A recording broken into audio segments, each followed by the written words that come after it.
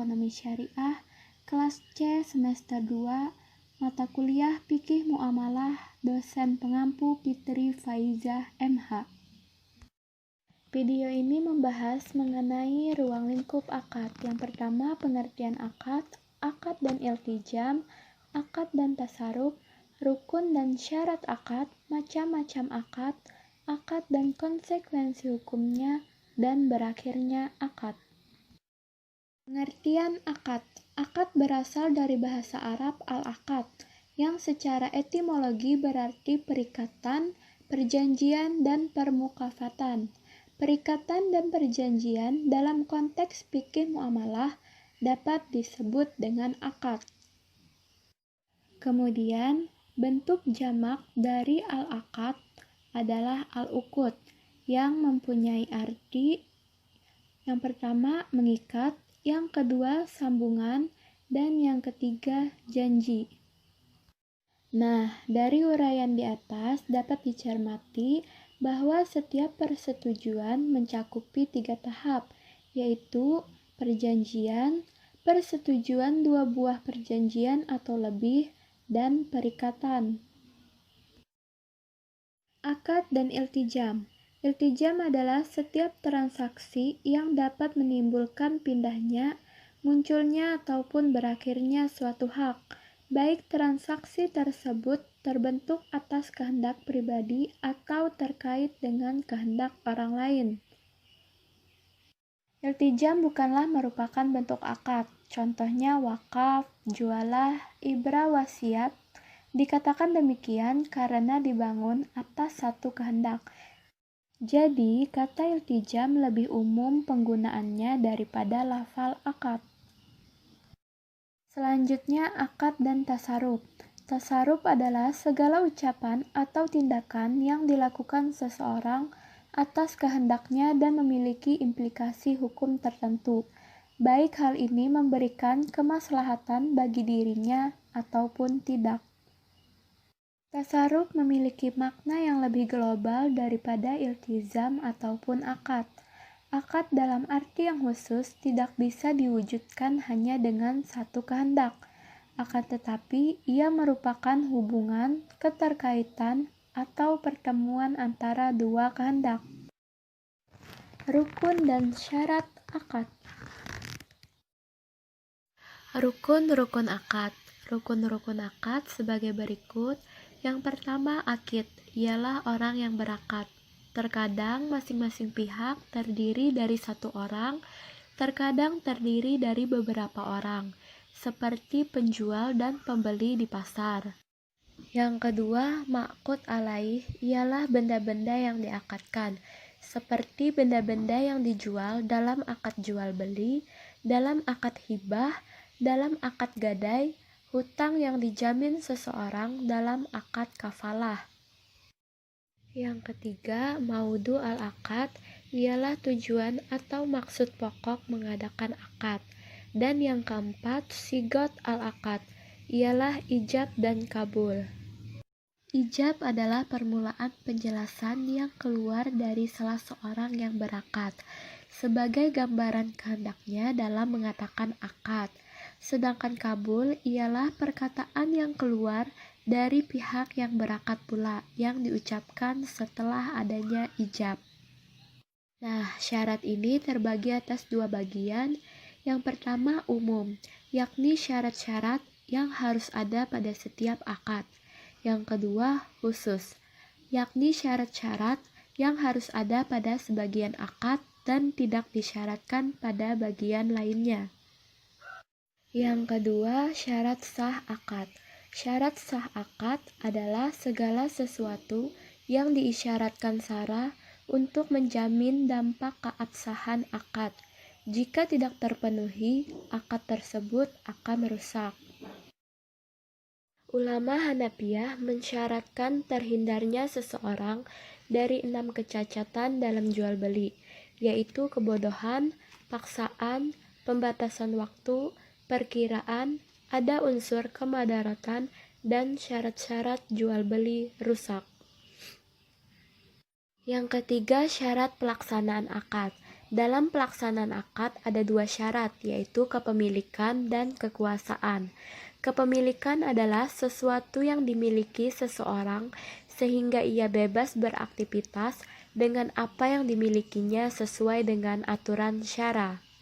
Adapun kekuasaan adalah kemampuan seseorang dalam bertasarruf sesuai dengan ketetapan syara, baik secara asli, yakni yang dilakukan oleh dirinya, maupun sebagai pengganti atau menjadi wakil seseorang. Yang keempat, syarat kepastian hukum atau luzum. Dasar dalam akad adalah kepastian. Di antara syarat luzum dalam jual beli adalah terhindarnya dari beberapa khiyar jual beli, seperti khiyar syarat, khiyar aib, dan lain-lain. Macam-macam akad. Jika dilihat dari keabsahannya, menurut syara, akad dibagi menjadi dua, yaitu yang pertama, akad sahih. Akad sahih adalah akad yang telah memenuhi rukun-rukun dan syarat-syaratnya. Ulama Hanafiyah membagi akad sahih menjadi dua macam, yaitu akad nafis dan akad mauquf. Selanjutnya, akad tidak sahih. Akad yang tidak sahih adalah akad yang terdapat kekurangan pada rukun atau syaratnya, sehingga seluruh akibat hukum akad itu tidak berlaku dan tidak mengikat pihak-pihak yang berakad. Ulama Hanafiyah dan Malikiyah membagi akad ini menjadi dua bagian, yaitu akad batil dan akad fasid. Akad dan konsekuensi hukumnya. Secara garis besar, persyaratan rukun akad dapat dikelompokkan menjadi 4 macam. Yang pertama, syarat in'iqad, yaitu persyaratan yang berkenaan dengan berlangsungnya atau tidak berlangsungnya akad. Jika tidak terpenuhi, maka akad menjadi batal. Yang kedua, syarat sahih adalah syarat yang ditetapkan oleh syara yang berkenaan dengan ada atau tidaknya akibat hukum.